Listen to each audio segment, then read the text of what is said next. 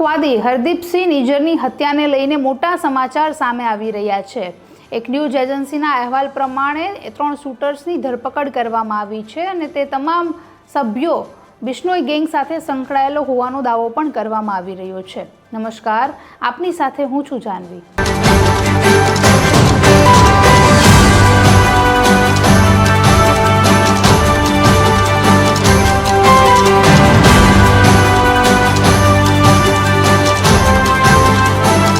નિજ્જરના હત્યાના કેસમાં કેનેડિયન પોલીસે શુક્રવારે મોટી તપાસ બાદ 3 લોકોની ધરપકડ કરી છે। આ ત્રણેય લોકો ભારતના નાગરિક હોવાનું મનાય છે અને હિટ સ્ક્વોડના સભ્યો તરીકે તેમની ઓળખાણ છતી થઈ છે। કથિત અહેવાલો અનુસાર પોલીસ છેલ્લા ઘણા મહિનાઓથી આ ત્રણેય લોકોની ગતિવિધિઓ પર નજર રાખી રહી હતી, જેમાં કમલપ્રીત સિંહ, કરણપ્રીત સિંહ અને કરણ બ્રાર આવા 3 લોકોની ધરપકડ કરવામાં આવી છે, જેના પર હત્યા અને કાવતરાનો આરોપ લગાવવામાં આવ્યો છે। હત્યાકાંડ બાદ ભારત અને કેનેડાના સંબંધો પણ તણાવભર્યા રહ્યા હતા, કારણ કે કેનેડાના વડાપ્રધાન જસ્ટિન ટ્રુડોએ આ હત્યા માટે ભારતીય એજન્ટોને જવાબદાર ગણાવ્યા હતા।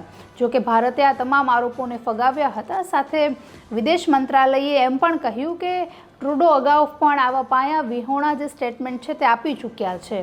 એમના આવા સ્ટેટમેન્ટ કેનેડામાં અલગતાવાદ અને વિખવાદ છે અને હિંસા ઊભો કરવા માટેનું પ્રતિબિંબ બને છે।